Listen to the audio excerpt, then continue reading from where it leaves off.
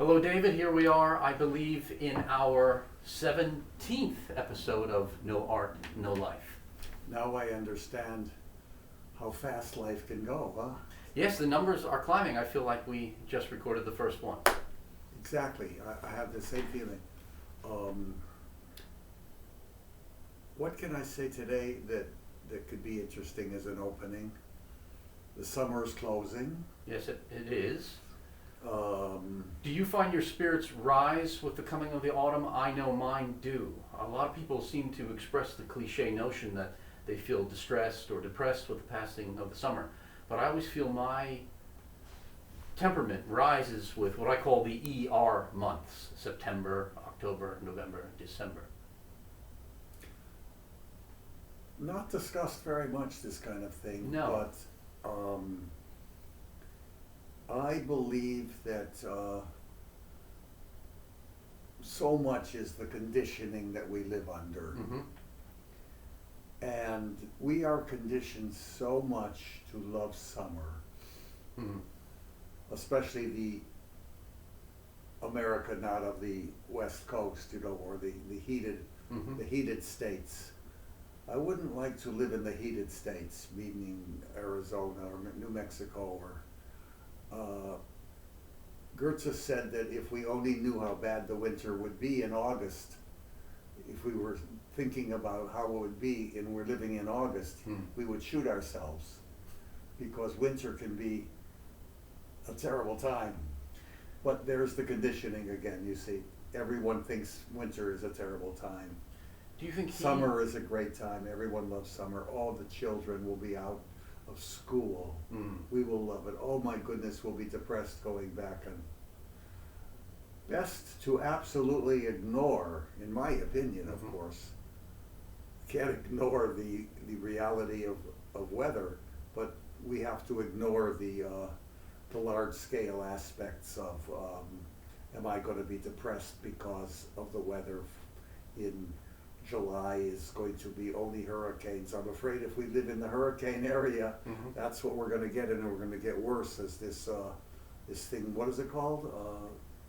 Weather, the weather stuff. What's the phrase? They always have a different one every decade.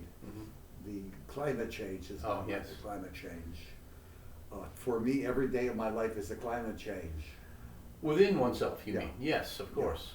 Now, again, conditioning, growing up in Cleveland, Ohio, which was called the best location in the nation. It's on the lake called Erie, the Great Lake. Yes. And Cleveland is actually, which I always found interesting, nobody else ever did, but it's only 70 miles from Canada. It's separated by 60, 70 miles of Lake Erie.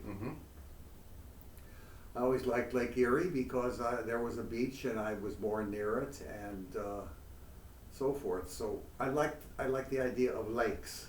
Everything comes very early. Someone must have said, "Oh, Lake Erie is a great lake," meaning it was one of the Great Lakes.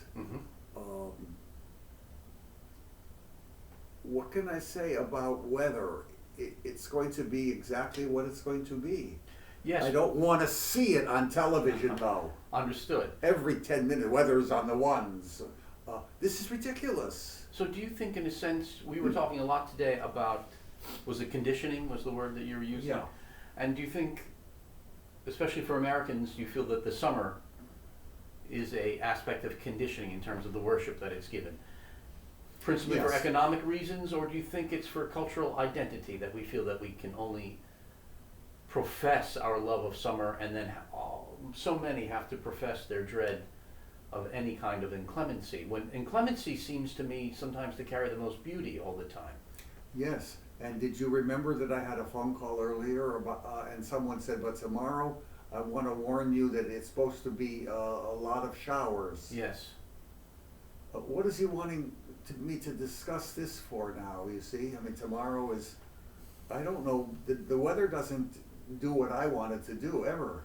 Right, and I've never, for the most part, experienced weather that will stop one from doing what they're going to do, unless it's going to stop everyone from doing what they're going to do. And then, even then, usually we look back at those moments with real nostalgia.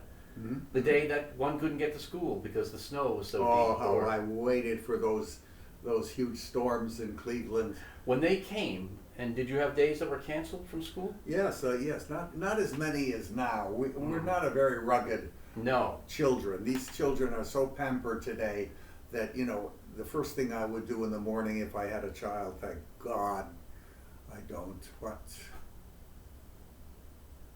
I would just every morning slap the hell out of the face. Get up, Yes.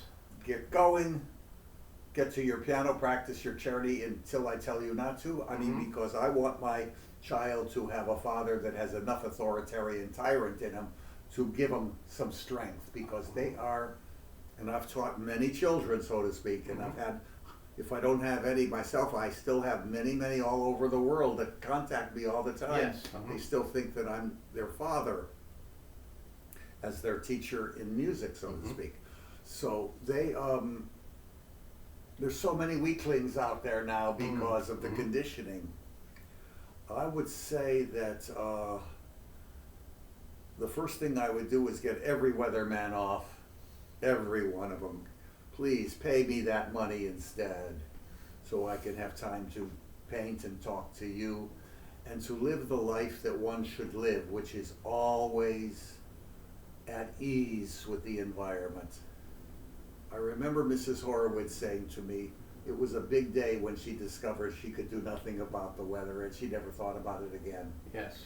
I thought about it in Cleveland because, let me tell you, from October till early May, you could have snowstorms at any minute. And Mhm. I would remember, I wouldn't, I always had my little peculiarities, but I hated hats. I don't like hats. Mm. Mhm. To me, the great hatred I have of the hat, which has turned into the MAGA hat. If I see one, I would just like to take that head off and put it on a Now- mountaintop. And yet, for someone who seems to me to love a lot of the sartorial elements of the past, where we'll see someone like a Liszt depicted with a top hat, I presume, or something very formal, there must be some other agent force that made you object to the wearing of a hat. I'm curious what it could be. It could have been as vain as the wind would hit my hair the wrong way, and I would have the balance I didn't like. This is as early as 5 and 6 years old. I refused, no matter what, how high and I'm on this high, and I'm telling you, Cleveland had storms where Yes. it was higher than I was, and I would still walk to school over a mile, 5 years old, kindergarten, Mm-hmm. alone. Nobody had any problem that I was going to be, human traffic. Yes. Or drown in Lake Erie or anything. I went to this school, and I had a great time there. And I refused, though, in the winter. Nothing would make me do it. Mm.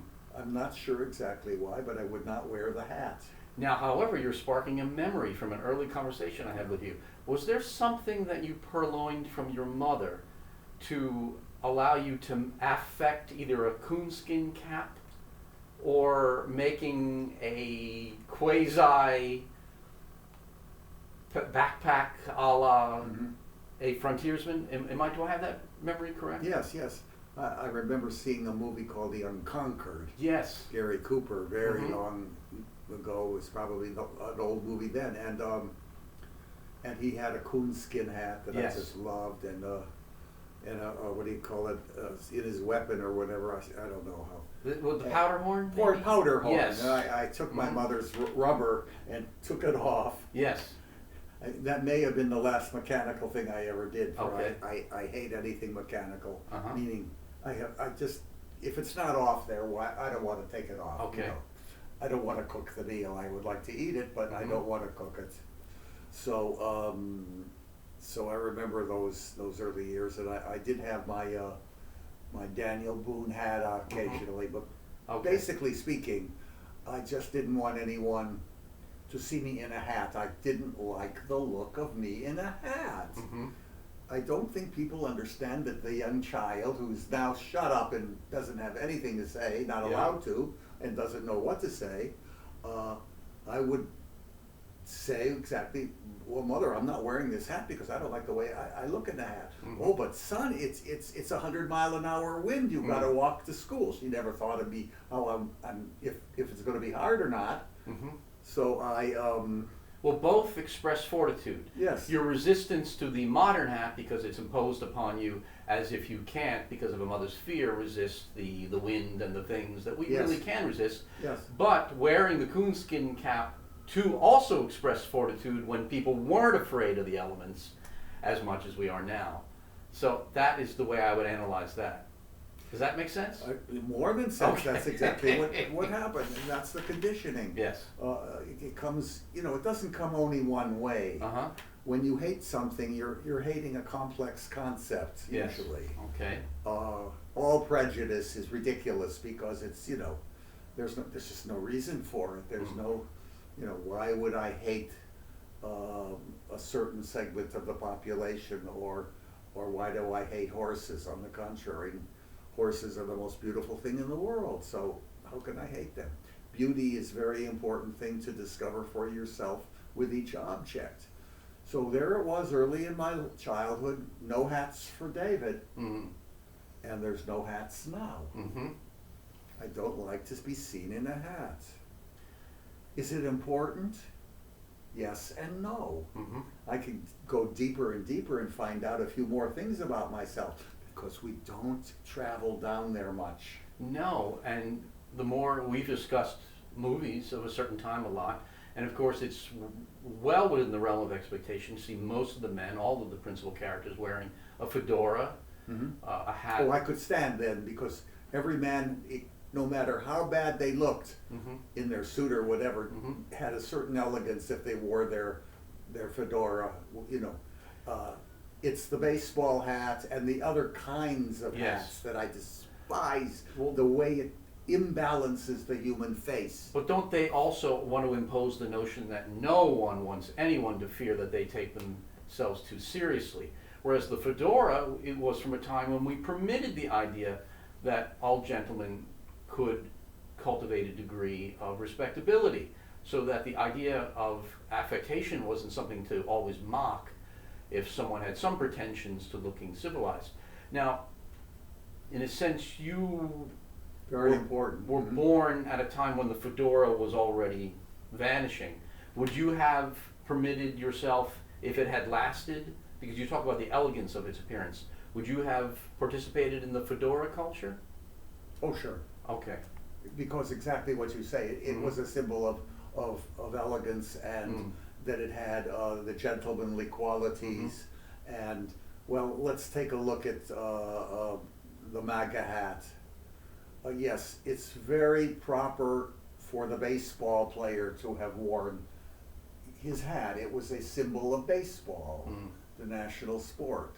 Then it became now the symbol of every man in America has to wear, if he's a stockbroker or a plumber, has to wear these, what are they called? Well, baseball cap, but A not only baseball that, but they cap. wear them backwards. And they wear them backwards, like the 1930 movies where they were, Well, Yeah, like those- one of the Bowery Boys, Bowery the character, Boys, yes. I think he was named Satch. Yes. And I was always told the first time I ever just did it, and it was because I had watched a rerun of a Bowery Boy movie, and I turned my hat backwards. My father intimated to me right away that, well, that character is a fool, and to turn your hat backwards is to ally yourself with the fool in the group. absolutely. And so now I think it goes along with the notion of the decline of the fedora. That They're all fools, though. They are saying, I am a fool, look at right, this. because no one wants to pretend that they have any notion of elevation, lest someone else say you have airs. Whereas there used to be a creditability in trying at least to aim for having an air, even if it wasn't merely snobbery or affectation. It's such a subtle thing that's happened, and you hit upon it with the decline of the hat. And of course, also women's hats have vanished. Oh, the milliner, the poor milliner in Paris or New York, Hattie Carnegie or whatever their names were. These women were supreme stylists. Every woman could look forward to seasonal hats. Yes. and they were often very beautiful, sometimes very stupid. The pillbox or the, whatever. Yes, some of them Very are comical. stupid, Yes. and they're comical, yes. I don't like anything that imbalances the face. That's my first consideration. Yes, I pushed you away from that theme. Yeah. I'm sorry. Yeah, and it's that imbalance drives me crazy. I don't want to see the backward look. Right. I don't want to see the President of the United States, God help us, wearing this mega hat. That would drive me out of my mind. I would, What do you make then, if we go back to the fedora culture, of say someone like an Alan Ladd, where it would be obligatory for them to cock the hat ever so slightly? Of course. Now, doesn't that ruin the symmetry you're talking about? No, because that's not a baseball hat we're talking about. Or if that was a baseball team, or it was a movie about a hero like Lou Gehrig, he would as he goes around the bases, he acknowledges He the would tip his applause hat, yes. by tipping the hat. The hat is a symbol of manhood or gallantry. It's all very small in our culture compared to what it was, let's say, in the 18th century, where you walked into a room and you swept your feet with your hats, with your fabulous Three Musketeer outfit. So you don't feel that the director of an Alan Ladd movie wasn't intimating ever so slightly in a film noir, let's say, where Alan Ladd is playing a character who, though we might feel he's ultimately the good guy, we don't know where he comes from. There's some kind of mystery. So that's the reason the hat is cocked. I mean, would a man who really was a straight shooter, a real square, would he cock his hat in one of those movies? No, he would not. Okay. No, you have to have enough flair level to do that. All right. Mm-hmm. You must. So you don't think the cocked hat is a latent sign of the nefarious? It's a flair element. It's a flair element, All right. a little dashingness. Remember, All right. I like that word. Someone said, "Oh, dashing so and so." Because one of the last films I ever saw where the fedora is presented in a movie where the character really is obligated to wear one, and yet it was way past the time of their common use, is in the 1978 Superman with Christopher Reeve, and they are very careful to give him a fedora, even though the fedora had long since vanished, and they're very careful not to have him wear it in a cocked fashion. It's very straight, just because, of course, Clark Kent is really a straight shooter.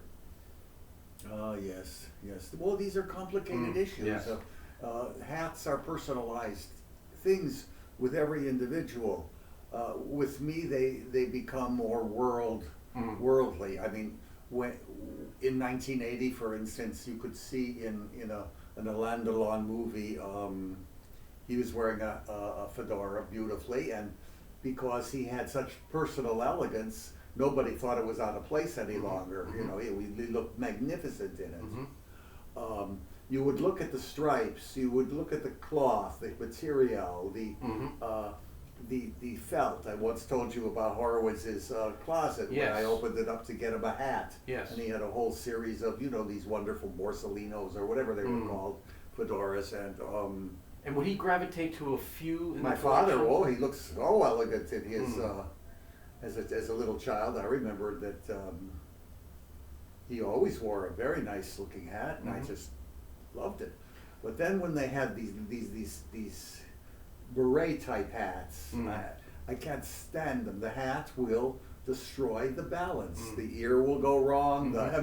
Yes. Glenn Gould wearing his, whatever they wore. Well, what one ear became, doubly. Yes. All things like that. I guess we'd even People call- don't understand how little balance Would you agree- changes can make everything different. So it's a very subtle semantic thing. Would you agree that the kind of headwear that a Glenn Gould puts upon his head, we would call a cap rather than a hat? A cap. Yes. I could let certain people remember. I will always give the palm to someone I like. I remember there was in my neighborhood a black house painter, and house painters, along with baseball players, they had white baseball hats, but very slender materials, and he looked so great in that white hat. Yes. so I could forgive him for wearing a hat that wasn't on the baseball field. Right. Well, the brim had a real function for him. Yeah, the brim had a real function. What does this stuff that he wears? I mean, this is really ugly stuff. Now let's really take a keen look at this forever.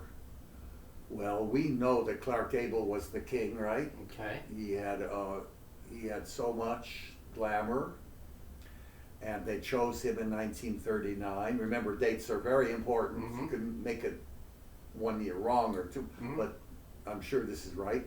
1939 is Gone with the Wind, and they bring him there with this, exquisite woman called Vivian Leigh, right? Mm-hmm. And he says, "Oh, this war is terrible. This war is terrible. Where's the glamour, the charm? Where are we going to find that now?" Meaning, this was the old South. He was. Oh, you mean his character? Hmm?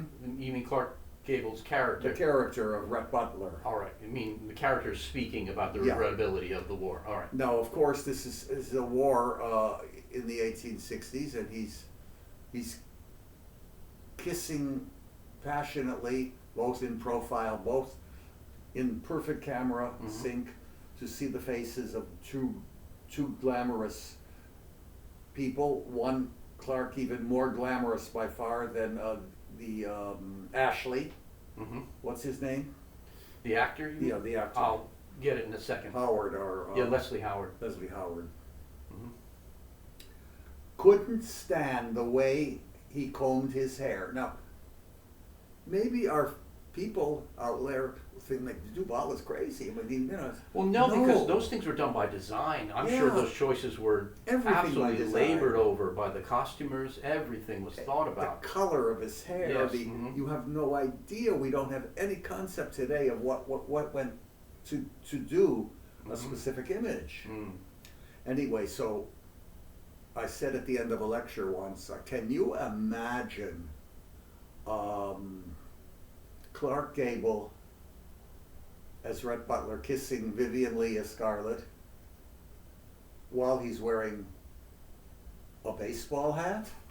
Or worse yet, a red MAGA hat with letters on top? I'm not sure that they Can you imagine? I mean, how would you understand this romantic scene? What's interesting- Are we wiped out of romanticism? Would people think this is fine? He's wearing a baseball hat while he's kissing this beauty? Well, that goes into other deeper things that we were talking about earlier today about the sublimation of the authority that a man is allowed to carry to this day now in the romances with women, and the obfuscation of that authority with the notion of an undue domination, where it used to be that yes, a man could have authority, and I can't believe I'm going to use this term, but now it's the term in currency now, to keep his frame without in any way feeling that he was being uncompromising if he would not surrender what was his personal impression of himself. If I'm not mistaken, when we watch Gone with the Wind, even though we know Rhett Butler enlists, I don't believe we ever see him with the uniform cap on either. I don't think they ever show a hat on. It's horrible, Rhett Butler. ugly. It's so ugly, those Confederate and Union hats on them. I believe the word for that was a kepi, K-E-P-I. When I look at those, I cringe. Now, there were several kinds. Do you mean I the know. ones that have the kind of the baggy top and the short brim Right. that officers? That little thing, Yes. that little horrible thing, either gray or Union. Yes. They had the thing there too. But no. If you notice, the officers or General so and so, they had some great flair in their hats. Mm. That hat was a status. Mm-hmm. We are a low-level democratization of every single thing we can imagine, including the damn baseball hat. Well, right. That's only actually a symbol of the sublimation of the identity. It's not a symbol of even of intimating that one has joined a casualness. It's beyond even the assertion of that mediocrity. It is an absolute sublimation of anything personal. And I wanted to now go to the idea of women in the old films. what do you make of the surrender of the hat in American culture as well? If we watch a city scene in any 1940s film where there's a crowd scene, and of course they'd be filmed on the back lot, but if they were invoking a Manhattan scene, almost every woman would have some kind of hat. Why do you think the hat has vanished for the woman from, I don't know, the mid-20th century on? Well, hasn't a great deal of femininity that used to be prized by all segments of people in one way or another in every country disappeared from the planet through the great democratization of people? We're all alike. We're all just equal. We're all... No. That hat meant I was flamboyant. That hat meant I was conservative. That hat meant I had elegance of taste. For the women, I can't wait again to have my new hat. It was a way of spending money in a feminine way, but it was not so bad because the man had to spend a lot of money to get a nice looking Borsalino. Clothes, you remember they said clothes make the man? Yes. Well, clothes make the women. Much more so. The great clothes designers are men who are in love with women's clothing. Well, many men are in love with women's clothing, you know, but in our society they're not allowed to show that easily. So they call it, you know, now cross-dressing or this or that, and they, you know, they put their foot into the pond and they come out, you know, wearing a woman's thing, a man, and in public, things like that. But because we're a society so mixed up, it's a shame. And these are such elemental things. We don't question the fact that Scarlett O'Hara is sitting on her in Tara, and Clark is now, he's had enough. He really is in love. He's in love, and now he comes back after the daughter's gone. There's really no interest any longer in the possibility of at least having the daughter alive, and she's still craving, I guess, this pale guy, Leslie Howard. Yeah, the Ashley Willis character. Oh, and finally he's had it. He comes back, and she thinks, I have him. And what is the famous words at the end when he leaves? He leaves her. You're talking about when Rhett Butler leaves. I'm talking about Rhett Butler leaving Scarlett O'Hara. You would not have, at that time in 1940 still, in the age of the swashbuckler, in the age of Errol Flynn, in the age of the elegant Ronald Colman and the King Clark Gable, and all of these amazing men, Robert Taylor, they were all amazing men. If John Gilbert was suited for Garbo in silent films, his career was ruined the minute talkies came because he talked like this. Well, I guess you're talking about the famous parting line. The parting And what's line. amazing is how premonitory that was, perhaps of a strength that American men were going to need after the decade that film was made. Not so much about celebrating the lore of the 19th century myth, but when he says, frankly, my dear, I don't give a damn, you talk about the other actors that were participating in, let's say, Ronald Colman, in a lore where the woman also came from an equally enfeebled environment in which the man's sense of identity had to be preserved, and he was allowed to remain self-reliant. Now, the danger of the whim of the modern woman, if I may be so risky, is intimated by Scarlett O'Hara, so that it's almost like a clarion call to all the men maybe coming back from the war, or who would be coming back from the war, to say that no matter what you encounter in an over-democratized world, which is coming your way, you're going to have to say, when you have to hold on to your self-impression, frankly, I don't give a damn, no matter what ploys are employed upon you. And of course, they used big guns in that one. There they put Vivian Leigh, and they must have used every kind of Technicolor scope and things to make sure everything looks perfect. Because to this day, gosh, I kick myself when someone gets ballet tickets out of me, someone makes a dupe out of me, and I think I fell for it again. I got used in a certain way. I didn't hold to the notion of I don't give a damn, because some element of the lesson that was taught to me by that exchange, I didn't live up to. And I really think that's an important moment. I don't think it's the notion of them challenging the censors with the word damn as much as the Oh, message no, you don't remember that, no. that it's implying No. about how this man remains himself, notwithstanding the loss of everything but what he won't lose, even though he loses his daughter, he loses his country, so to speak, he loses the cause. He loses even the environment that would reflect his self-image Yes. of the man wearing the broadcloth, dapper suit. I mean, this is a very important film now Yeah. that we're not allowed to watch anymore, right? Well, maybe we're not allowed to watch it for reasons that we're not even told we're not allowed to watch Of course, of it. course. It may have nothing to do with race, it may have nothing to do with a false implication of what the history of the South is, so much as this a deep Yes. relationship between individuals holding to their ground. And that's why that's such a stunning scene. Oh, it's stunning, it's stunning. You don't remember a thing of the movie. The whole movie is very memorable in its, you know, even in its most tacky moments, or Yes. even in its, you know, at least there's a big tune you can remember. Yes, The film music. Who did the film music? that's Max Steiner. Mark Steiner did so much. Mm. He had a real melodic well in him. The amount that he was We'll doing take a it. look at what movies have produced now. I mean, music that's not music at all, but just little pieces of noise, Yes. noise. Yeah. That it ruins the best of these bad series that we Mhm. see every night. Mhm. There was a series about called Servant, and it's just absolutely ruined by the music. Every single second of you know. You mean the kind of ambient noise effects that Yeah, stand they in for were music? buying pieces of noise. Yes. You know, they Mhm. used to in the maybe '60s. They were starting to buy little pieces of music, movie music from the past, and Yeah. they would put it in. Well, one might argue that there's economy driving that, but at the same time, I think no, it's no. it's the emblematic baseball hat yet appearing again, meaning that you're not allowed to elevate anything with the glory of an ambient orchestra with real players in the room and all the timbres of all the implications They of were that. all there. They were human beings being conducted Yes.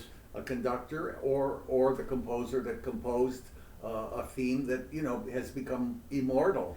I wonder what groups of young people out there trying to conduct romance, how they live without having heard an orchestra supporting beautiful black and white imagery that has muted violins in it, that are desperately trying to cut through the mute, the consordino that is trying to make a suppression of the sound, but the sound still comes through. It fights through the mutes on the strings.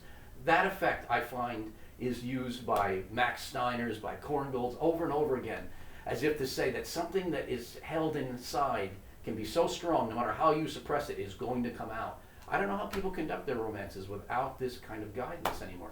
You're right. All they hear, or they see these, you know, this brutish stuff, and imagery accompanied by ambient sounds that aren't even constructed. They're not sounds. They really are noise. Of Noise such- is a better word. Yes. Oh God! And you know they don't even know what's happening. The people are so dumbed down. Their nervous system has no, you know. All of a sudden, even if you put in the famous theme from Gone with the Wind, Yes. or any of those movies, they all have distinct. You wouldn't even know it was happening because you don't hear anything at all anymore. I'm not talking about our audience, of course. Yes. Always, of course, know that I can change my mind. Baudelaire said, everyone has one right, and that is to change their mind. Understood. And then the second right is just to leave. And of course, you can press a button today and we're obliterated. True. Yeah. So that means, in my opinion, that you're going to be missing something. And in your opinion, Mm-hmm. as a bad listener, in my opinion, Mhm. you're going to miss our next moment. Which brings me, since we were doing the Gone with the Wind, and Yes. that greatest moment in the history, it took what, one and a half, 3 minutes, 1 minute, as this magnificent creature walks out of the door, Yeah. and we don't know what life he's going into because the South is certainly not for him anymore. What's interesting, is that the way you think? See, I know that what has been resolved for him is solid. Doesn't matter what his circumstances Oh, are no, going yeah. to be. His interior has been reasserted. Oh no, he's he's finally, by the way, gotten Okay. rid of this obsession. Mm-hmm. You mean A woman is, yes. is an obsession. Right. He can have any woman in the world. He's really doesn't respect her at all. He respects the prostitute he goes to all the time. Yes. Who's a marvelous woman. Well, that's a common theme in westerns and old films about how venerable oftentimes the prostitute or the madam is. Yes. Westerns abound with it. Yes, because Western gave a little scope for freedom. Yes. Mm-hmm. But now we've talked about this, and it brings me to the Civil War, and it's something that you're very keen on. You've spent many books and many years thinking about it, and I want to start discussing it now for the next sessions, with other things too. But Sure. as we have. But the Rhett Butler thing and the Civil War and the great swashbuckler he was. I even remember the color exactly of his vest. All of it was how the camera would tint it and how, Yes. everything was at its apogee in that movie. Mm-hmm. And think of it, to be part of it. Think of it. And the things had to be caught in the camera. Now we live in a world where anything can be done in post-production, so nothing matters in actuality. No one's style, even a line of dialogue, anything can be replaced later on. And yet, I always notice that I will have to, and I don't think there's anything wrong with my hearing, have to ask people what someone has said in a modern series. Whereas in these old films, where we imagine, it's 70, maybe even 80 years past now, the technology, I never fail to understand the dialogue. You can't. Mm-hmm. They're not actors. I mean the present. Yeah, in the present, Mm-hmm. they're not Yes. actors. They're not. Yes. You ever hear of them again? For the most part. No. No. Of course not. Occasionally, you'll hear, as a character actor, you'll see him in another series. Oh, I saw him in, but you don't even know his name. Yes. Now, David, if we continue with the idea of the sartorial, of course, and we've talked about this before, but your book Evenings with Horowitz makes a big to-do, now that's a poor expression, but does spend some time on the issue of Horowitz insisting on the wearing of ties, and how you resisted, again, by conditioning, putting another's head above your own, and even testing that early on. But I didn't want to so much repeat that story as ask how you came sartorially to feel that a scarf is for you the choice over a tie, because the scarf certainly is connected to, again, much more of an aspect of flair in a 19th century conception. Would you say that's part of what guides you in that? Sure. Okay. And it's flair. it's flair. The yes. scarf is flair. Yeah. Horowitz isn't wearing an authority symbol called the tie. Mm. He's wearing a bow tie, Yeah. He always at that time it looked a little odd. Mm-hmm. You didn't, maybe Humphrey Bogart occasionally would wear, bow tie, but usually this wasn't, and never would you go on a talk show without a tie at least, or some That's neckwear. interesting. How dare they go on Bill Maher? He's all dressed up. He doesn't wear his little thing inside his pocket. He used to do that. I liked it. Mm. The A handkerchief? in Yes, it. okay. Yeah. Someone took it off just like they decided he's going to wear glasses. Mm. So it's decided for you, of course. And it's a shame because when he came out, the light hit it very well. Nobody cares about the individual in this. It's just what the mass, will tolerate or like. So they come out and they have these creatures come out, these guests. Who are they? The same people each time, the same true ugliness, Mm-hmm. always uglier than him. Mm-hmm. All that's, by the way, fixed. Mm-hmm. The way the smile is, I know very well. Mm-hmm. And the girls smile. I call them girls because smiling much too much. Mm-hmm. Stop the smile, I would say. Mm-hmm. I'm a director. You Mm-hmm. see, I'm having Mm-hmm. fun on the Sure. couch watching him, and I'm directing it because they're doing it wrong. Stop the smile. Mm-hmm. And then, of course, the men with the t-shirts. Yeah. I'm sorry, I'm in public on, world television now. Okay, I'm at my home right now, I could wear this crap. But, you're not going to find me without a scarf or something. Mhm. And so when they find out that, you can't go to Horowitz's, it was well known, without a tie, I'm not going to follow what shit he wants. Yeah. It's interesting because as we talk about the old films, usually a bow tie intimated someone who had an angle. Mhm. Someone who could be trustworthy, but a little bit of a barker, like a sideshow salesman. Yes, absolutely. So, what do you think was Horowitz's motivation specifically for the bow tie, when the tie still reigned in his day? No, it was, he didn't think of it that way, I am certain. Hmm. It was simpler, and he liked the fact that there were so many types of bow ties. Mhm. And different fabrics. And I remember there was a whole section in one of the rooms where, he had all of these metals and all of this junk that, if you're good that's already gone, because the democratization will permit you to be, an honorary so and so too much. Mm-hmm. Got to all be able to attain to this. Mm-hmm. So he said, all of those junk stuff, I don't care, if I'm the so-and-so from the Italian government. He said, that is my favorite and only one, the bow tie award from London or whatever. I remember, yes. Yeah. Mm-hmm. And he meant it, you see, that he liked bow ties. Mm-hmm. Because he did not consider what the public wanted. Not as a programmer, not as a pianist, not as a, so I have a feeling that, when I came in there, the engineer with me was, the first time he certainly wore a tie, knew that was the protocol. Well, I'm not going to go to the army. Mm-hmm. Mm-hmm. I'm not going to have anyone tell me what to do. I cannot follow the leader. Mm-hmm. What do you think war is all about? Nothing more than follow the leader. What do you think these two wars are about? They could stop tomorrow if all the guys in the army said that's enough. Well, why don't they do that? I mean, isn't that incredible that they continue fighting and killing?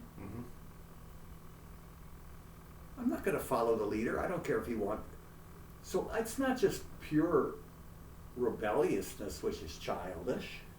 Well, it doesn't play that way in your book. I was just I don't- actually, in this case, making you talk about the distinction between scarf and tie, because they're somewhat moot in function. I love them. Yes. I love them. I have 50 scarves here, Yes. 100 maybe. Mm-hmm. Sometimes they're at the bottom of the, I can't find them for 12 years, Yes. Mm-hmm. Oh, I remember I had that white one. I love that. Where is it?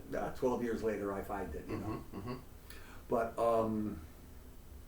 well, everyone will look better with a cravat than a, Yes. I mean, in some of my drawings, I invent many cravats that don't exist. I don't Yes. want them in a tie necessarily, Mm-hmm.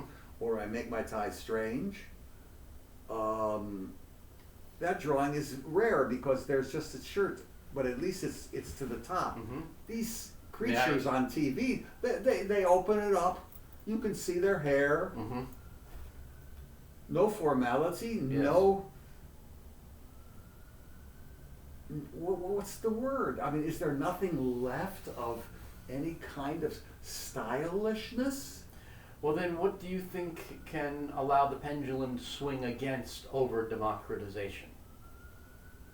How can a culture that thinks it's serving some ideal in achieving that state save itself from the... Well, it's like you've heard the term, I think it's called hyponatremia, that, believe it or not, if you drink too much water, it becomes poison. Every day I'm told to keep water because I'm Well, always right, but I dehydrated. mean in extreme cases, meaning Awesome. on very hot days in marathons where someone's lost all their electrolytes and they keep drinking water thinking they need it, but eventually it becomes toxic to the body if there's not enough, I guess, electrolytes to regulate the amount of water. I see. So what I mean is, in over-democratization, we think that the idea of the democratized society is like the person constantly hydrating. It can only be good for you. But something has gone wrong. It becomes a poison at a certain point. What do you think can temper it so that we can see the man who, with sincerity, can say, frankly, I don't give a damn, and not have it be just some mere gesture of petty rebellion, but a real assertion of identity again, where a true democracy appears, where someone's not been forced from without to be democratized, but stands outside of even that pool. That seems like an opportunity again. That maybe. Well, what do you think? Because you have just as many ideas on that as I do, and more. Why, and how can we end this? I'm not talking about these great moral issues like, oh, Rhett leaves and all the men get up as the music pours out in the huge palaces that you went to see Gone with the Wind in for, 20 cents. Mm-hmm. That's all. Yeah. On a weekday, 10. Mm-hmm. Mm-hmm. And the music is stirring, and you hear the great theme of Gone with the Wind, and all the men are coming out and say, my God, I did it, I got rid of her. Yeah. Many men wanted to get rid of and of course the wives being, under the control of the men, never ending control, they say, oh gee, I wish that, I wish this guy that I'm married to would say, I don't give a damn, Well, it's a stunning conundrum that it presents, doesn't it? That in a sense that we're taught as men to cultivate through gentility the attention, but it's suggesting that the ultimate goal has to be not a kind of a cruelty, but a maintenance of independence that's not afraid to lose even the most coveted object, and that's the only way to continue to enchant that object, because don't we think that we're left in the end with Scarlett wondering if she can still get him back, only after he really asserts that he doesn't want anything to do with her ever again. But she does say there's tomorrow's another day. You see, she's giving the feminine audience hope. Hope that now that she's acknowledged that the only really valuable man is the one who can say, I value you only if you permit me to say, I also can exist completely without you. So good, yeah. Yes. So only when she realizes that he's that strong does that repeated leitmotif of her saying tomorrow is another day finally have. She's gotten so used to him giving in and being around and saving her with the horse, and what a scene that was with the fire. But I never live up to it. I've seen it. I know it's the right lesson. And for some reason, I don't succeed. No, the conditioning is still too tremendous. Yeah. Everyone in that movie knew, including Clark Gable, who was, crazy in love with Carol Lombard, who was reputed to be impotent even, the king. People didn't like those comments about them at all. Today, we can say anything about anyone. Everyone is a misery. Nobody is a great hero anymore. No man is a hero at home. And certainly, poor women are still struggling being everything. I don't know how they have the energy. Yeah. They have to be a lawyer with a big career. They have to tantalize the man in the marriage. They have to be a great mother, even though the nanny is destroying the kid. It's tough. It's tough out there now with democracy. It was easier in the pioneer days. You get in the stagecoach and you get yourself out there in 4 months, and they gave you a little land and you were on your way. And yet the characters played by those women, and I don't think they're entirely just fantasies, seem to exude so much more power than the person overextended into a meek generality like the modern woman trying to be everything.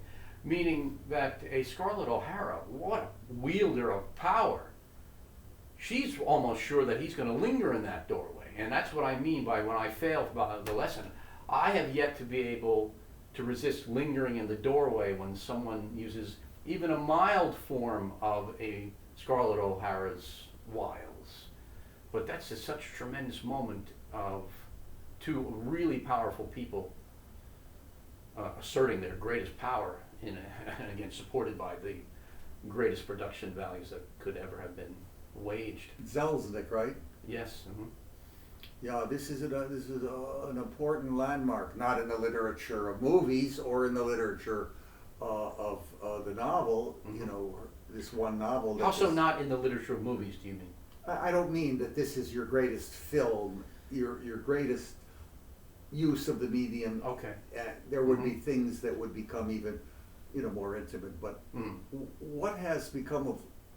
You don't remember any scene except, you know, the smile on her face after they have lovemaking.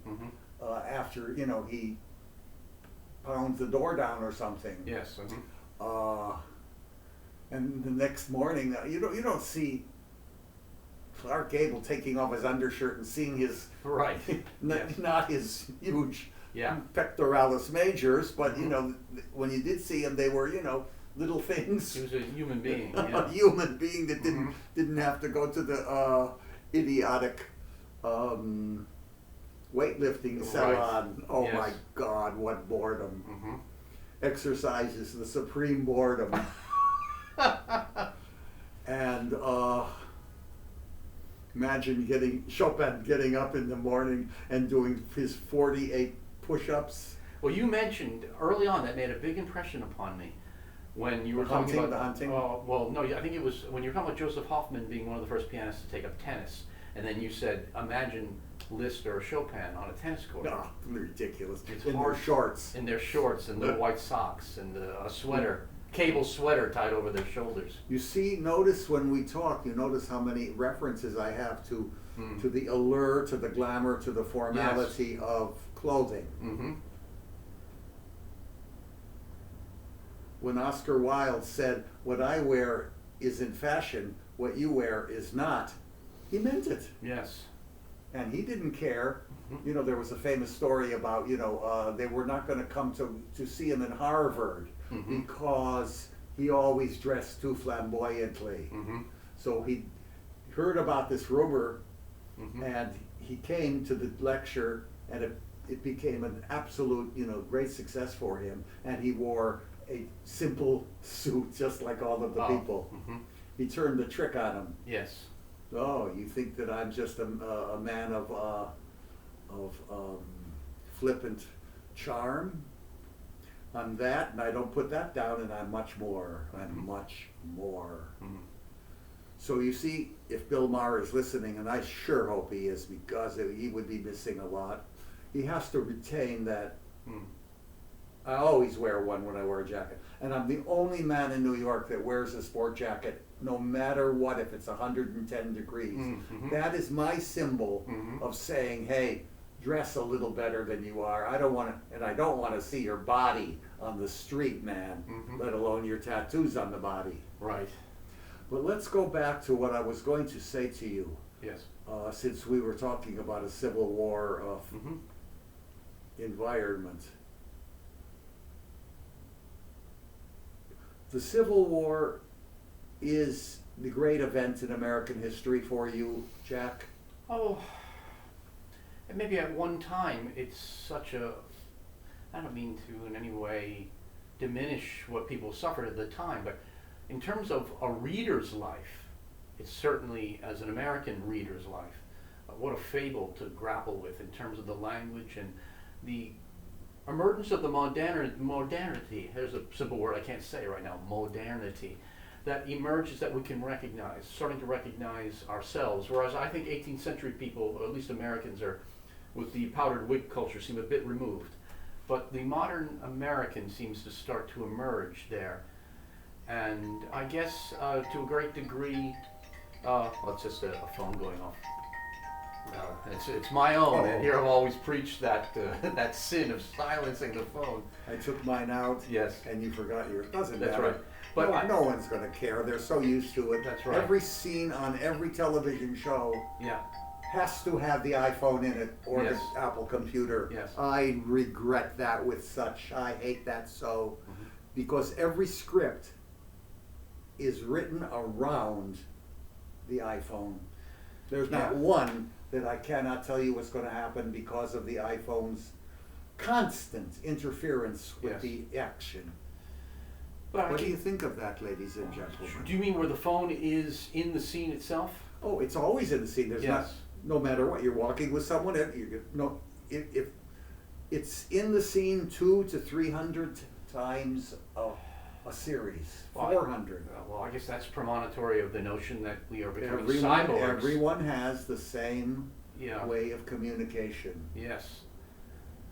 Well, I guess all of the things are also there in the reading of the 19th century war between the states literature that I find attractive, even in terms of letter writing and the delay of communication that I think you're intimating there. Where This things, is the book by Edmund Wilson. Mm,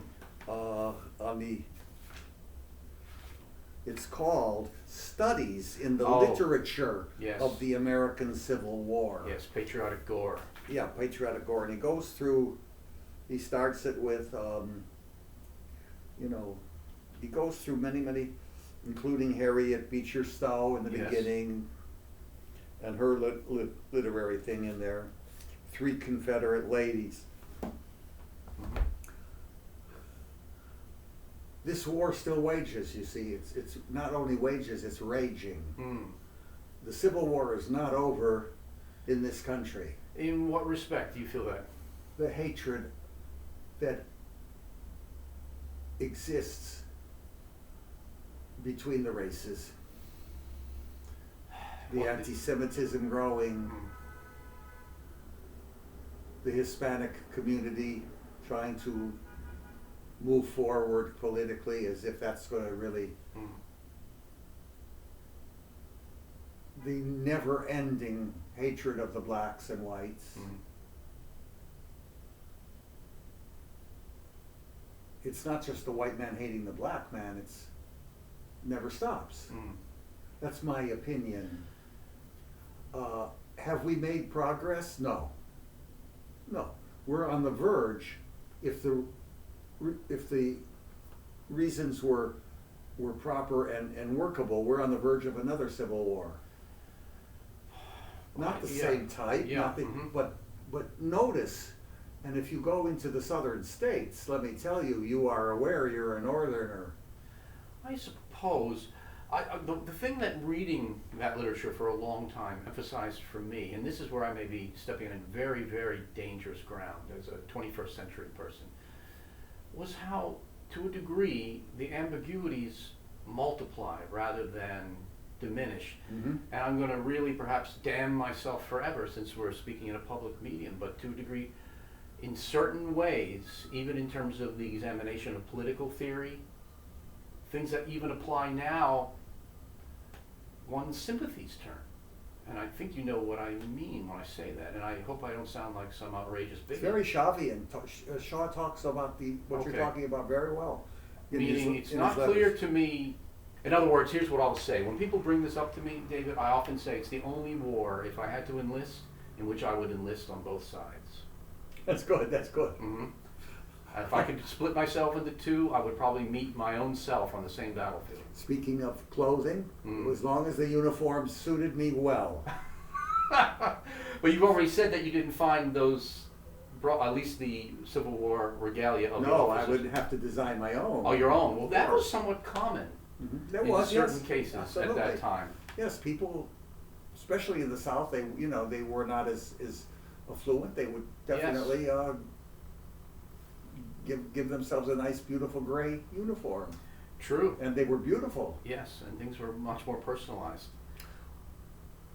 What do you think of the man? Because I want to go back to Yeah. this here and there, because I know that you've talked to me about the Civil War, and I lack a great deal of knowledge about it. Well, I guess I'm also responding to it as literature, and that we can have fables that are constructed beautifully, that have verisimilitude and honor the truth, but also are just great works. And I really have to mention the name Bruce Catton, if you've ever steeped yourself in a period of reading about the war between the states. If that's those 3 volumes you were always telling Well, me. no, I was mentioning before the Shelby Foote 3 volumes, yes.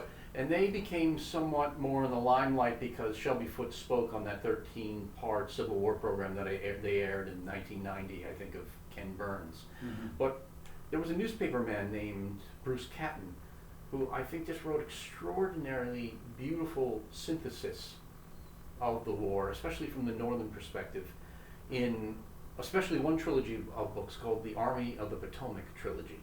And what I think is tremendous is oftentimes he'll treat very, very famous episodes.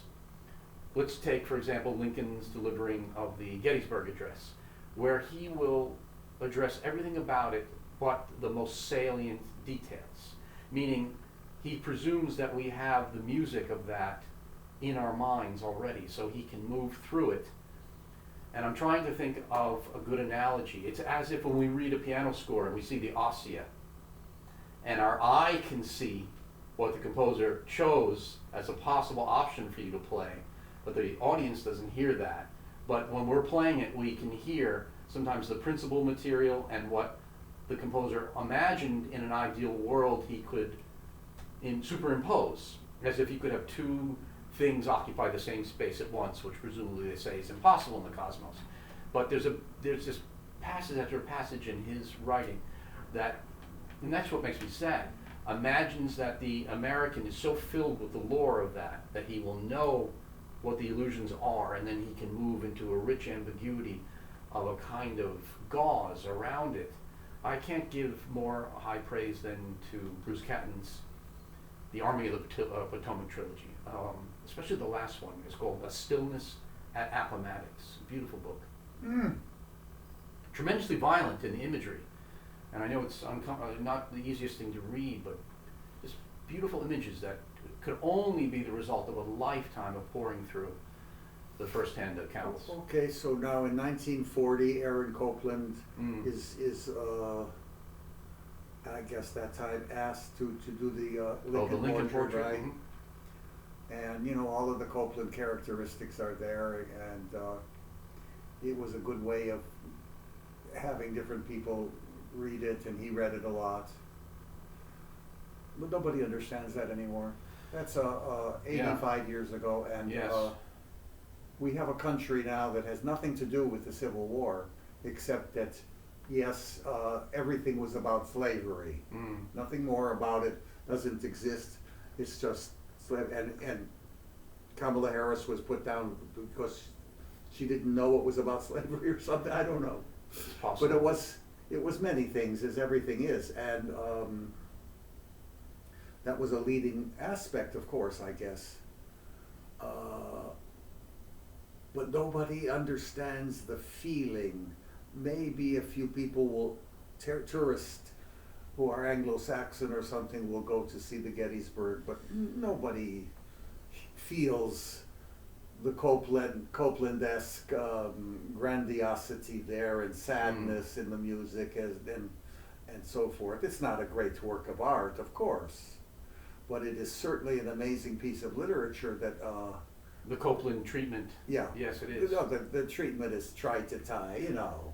Well, I get, you know, what's He's interesting. writing for the existent American Yes. democracy lovers. Well, it certainly reveals, I'm wondering if he would have spoken about this, the problem of yoking the spoken word to music, because there's that tremendous effective prelude in that piece where it's all pure music, and then that almost comes to a screeching halt, where then the speaker begins and there are just brief interludes. Yeah. He can't seem to synthesize the two. No, he couldn't. He couldn't.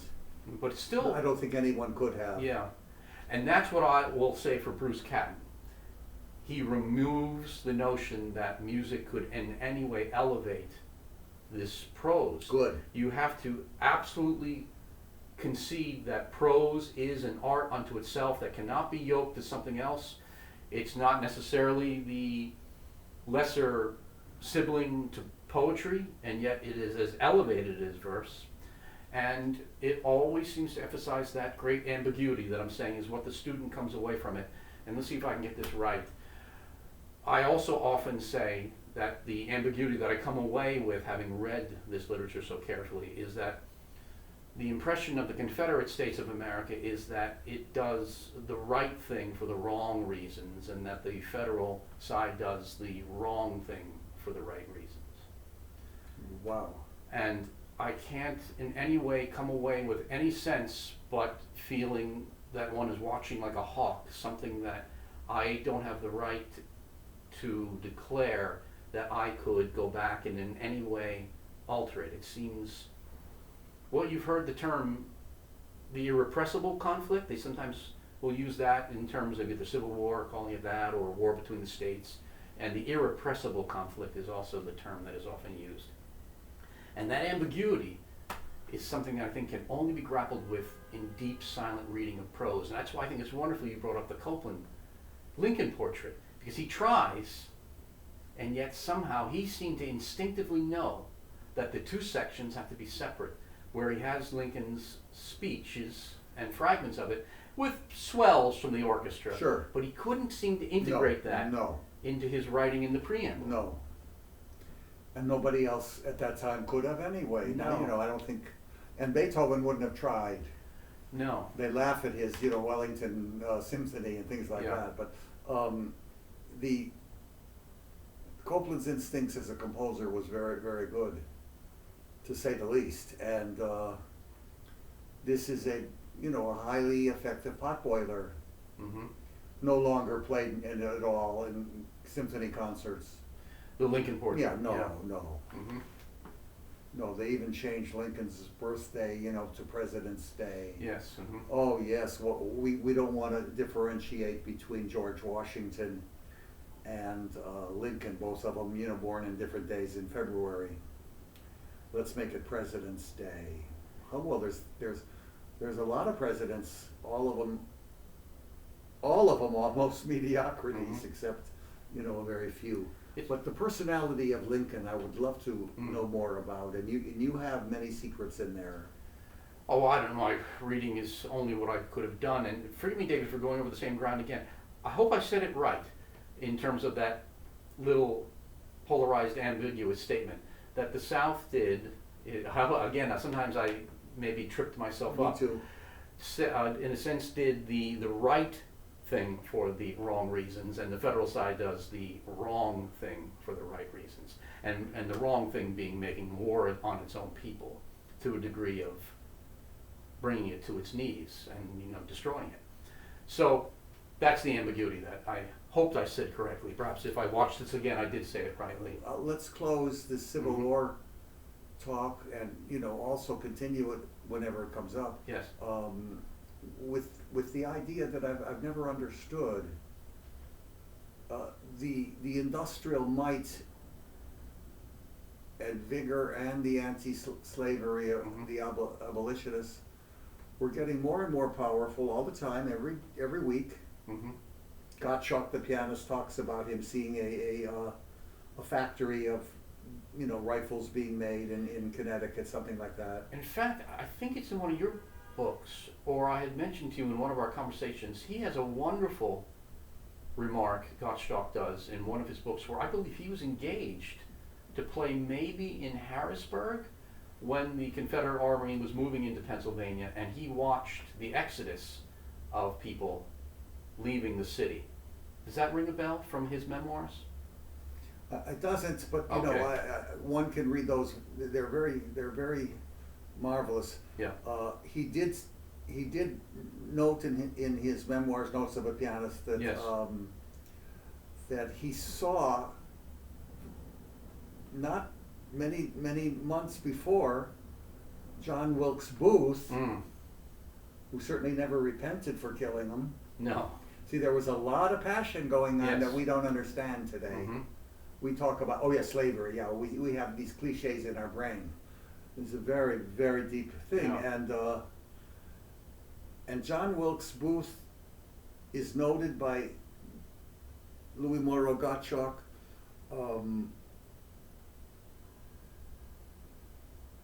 to be a great actor, Mm-hmm. like Edwin, his brother. Very handsome. Mm-hmm. Gottschalk notes this. Mm-hmm. In a play which I don't remember, in Cleveland, Ohio. Oh. Mm-hmm. Do you know what the theater, which theater? it No. was? Okay. I don't know. It's something worth looking into. And then maybe several months later, Lincoln would. He wasn't there. He had played a recital in Washington where Grant and Lincoln were, he noted that Lincoln, it was strange, here was the clothing again, Mm-hmm. that Lincoln did not wear gloves as everyone else did. So Lincoln heard Gottschalk. Lincoln heard Gottschalk, Wow. yes, Okay. in Mm-hmm. Washington, And so did Grant. and so did Grant. Oh, this is And remarkable. Grant said about his knowledge of music, and he was a very, modest man in Yeah. many ways, because he won the war, didn't he? Grant. Basically, Yes. So ultimately, he was the. ultimately, no, but he really, without him, I think that Yes. Uh-huh. Grant said, I know only two tunes, Oh yes. Yankee Doodle and the other one I can't remember. Right. Mm-hmm. Right. So we didn't have a very musical administration there. And presumably in the lore, there was a moment when the different outfits were being reviewed, when someone pointed out to Grant one particular band from Connecticut and said, this is presumably the best of the bands in the Army of the Potomac, and that was the band of George Ives, which would have been Ives' father. And that goes, when we talk about music and Copeland's attempt to treat the words, maybe the only way to treat words in abstract music was to take music that had words, sublimate the words, and only intimate the tunes, as Ives would have done, like in the Second Symphony, which some people argue really is, for the most part, just a testament to Stephen Foster. I mean, it's just loaded with Foster after Oh, Foster. I love Foster. Yes, and I can't remember ever hearing the Ives Second. it's a wonderful piece, yeah. With a tremendous surprise in the last note. Really? Yes. Okay, so we have our, Yes. our Mhm. musical duties this week Yes. Mhm. until you see us again. Oh, yes. And that is listen to the Ives Second. Mhm. Clementine in there and all of it. Oh, well, there's Old Kentucky Home. most of those songs are My embedded. favorite is Beautiful Dreamer. It's a great song. Isn't that gorgeous? Yes, it tamed mighty Joe Young. Was he born in Pittsburgh also? Stephen Foster, Around there, he yeah. may have, because there's a monument to Stephen Foster. Yes. Stephen Foster, the pianist Earl Wild, the composer Ethelbert Nevin, and Oscar Levant, I think. Yes, a lot of people. A lot of people were Byron born Janis. around your area. Yeah, yeah, in Pittsburgh. Mm-hmm. So, I want to say, anything that Jack says I listen to, I hope you do. Anything I say, I may forget tomorrow. But I am so glad that you're with us, and I notice that we're gaining a little bit of audience all the time. Ever so slowly, but yes. Mm-hmm. Tell everyone about it. Mhm. This is the most important thing ever put on. What is this called? YouTube. YouTube. Yes. Sorry. And we'll see you next week on Mhm. YouTube and Mhm. chat. What is it called? Substack. Substack. Yes. How come I don't know? Substack. All I know is that here I am, and if I reach you and have given you and Jack have both of us given you a little bit more interest in Gone with the Wind, etc., Yes. Mm-hmm. then we've achieved something today that we did not even know we would achieve. Agreed. Good to see you Good to see you, again. David. Thank you, and thank you for listening. Thank you very much. Okay. See you next week.